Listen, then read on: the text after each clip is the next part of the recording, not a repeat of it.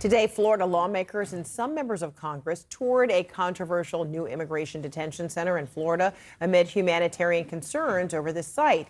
The Trump administration has dubbed the facility Alligator Alcatraz since it's located deep in the marshy wetlands of the Everglades, surrounded by dangerous wildlife. CNN's Rafael Romo is joining us right now. What more can you tell us about the tour? Did it happen? Are they getting access? And then what are they seeing?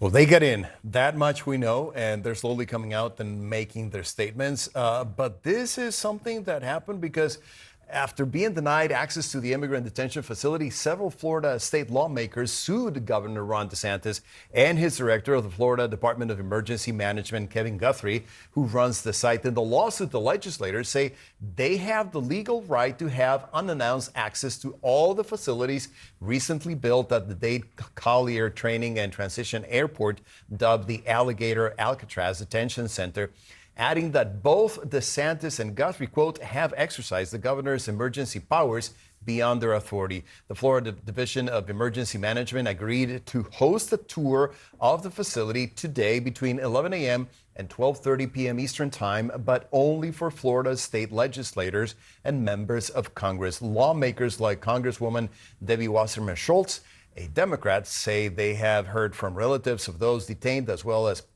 immigrant rights groups that the detainees are enduring things like bugs in their food, an infestation of mosquitoes, sleeping with the lights on, and not getting access to an attorney. This is what Congresswoman Debbie Wasserman Schultz had to say before trying to get access to the site earlier today.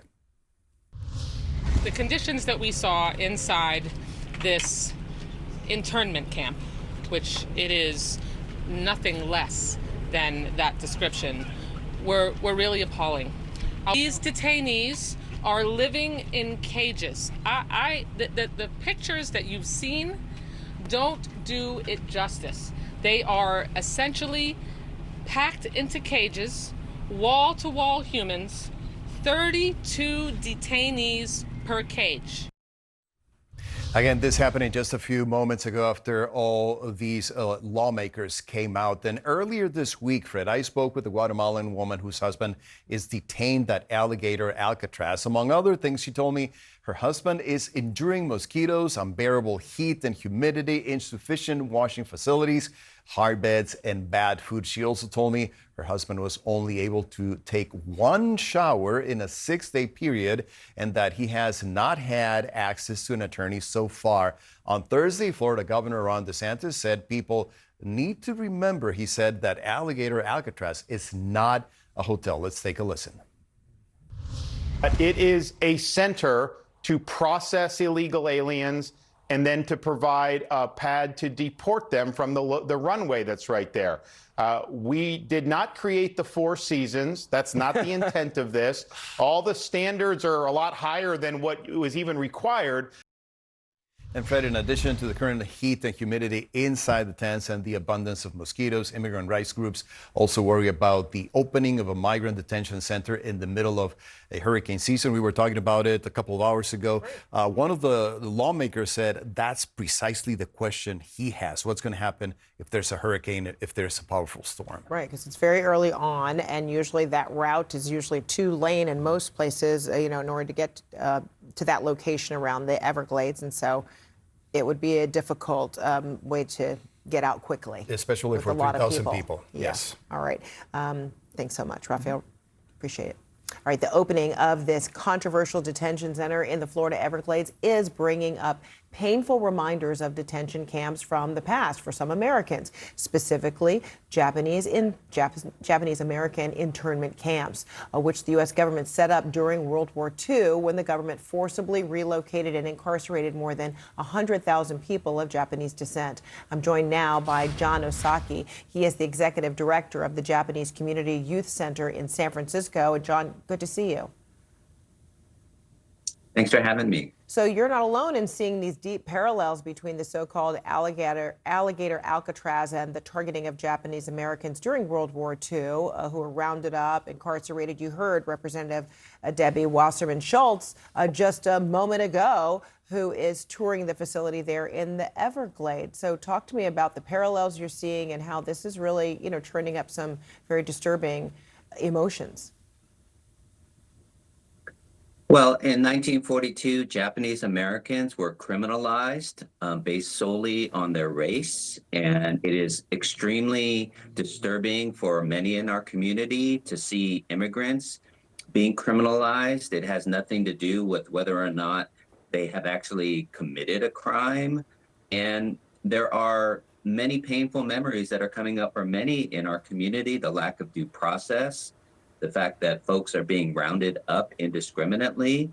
And, our community has worked for decades to try to ensure that this shameful chapter in American history did not repeat itself. And so it is horrifying for many of us to see that that is exactly what is happening. And then tell me, too, how in many Japanese American households, I mean, these scars are deep. I mean, the trauma is still felt, from World War II. And to only hear about what is happening now just seems to stir up some of those same feelings. Well, my mother and father were both incarcerated during World War II, and they had never been to Japan. They had no connection to the Japanese imperial military, and their only crime was being Japanese at that time. And I think what is so disturbing to so many of us in our community is the fact that there are no charges being leveled other than people being immigrants in this case. There is no due process for them. That's what happened to many of the individuals in our community who had no trials, there had no charges at the time. And in fact, it came out later that the government actually lied about why it was necessary to incarcerate Japanese Americans in the first place. And the rationale put in place at that time to incarcerate our entire community were really based on false narratives. And ultimately, it was about a political agenda. And I think that is very much what we are seeing playing out today. And John, a moment ago, we just saw a black and white picture of a young man. That, I'm told, was your dad. How old was your dad at that time? He was 17 years old when he was forced into incarceration. Obviously became an adult while he was incarcerated for 4 full years. And those scars ran very deep.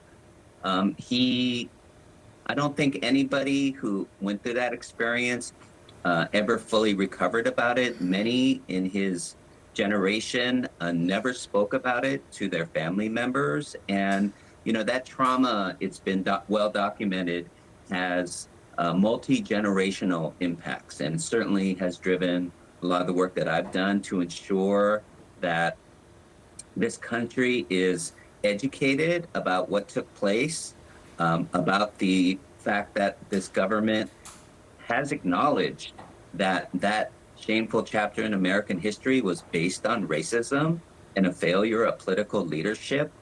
And the fact that, frankly, in 1942, it was politically popular to round up Japanese Americans and incarcerate them. And it is extremely distressing to see that that is exactly where our country is right now. It has nothing to do with these immigrants and whether or not they have committed crimes. We see that with many who are trying to follow the lawful procedures of this country by seeking asylum. They're being ripped out of courtrooms. So it has nothing to do with whether or not immigrants are trying to lawfully be in this country. There is an all-out assault on immigrants. And, frankly, it is a very dark time in this country once again. John Osaki, thank you so much for being with us. Thank you for helping to put things in perspective, as well as bring context to the parallels of what happened during World War II and now today. Appreciate you. We'll be right back. Thank you.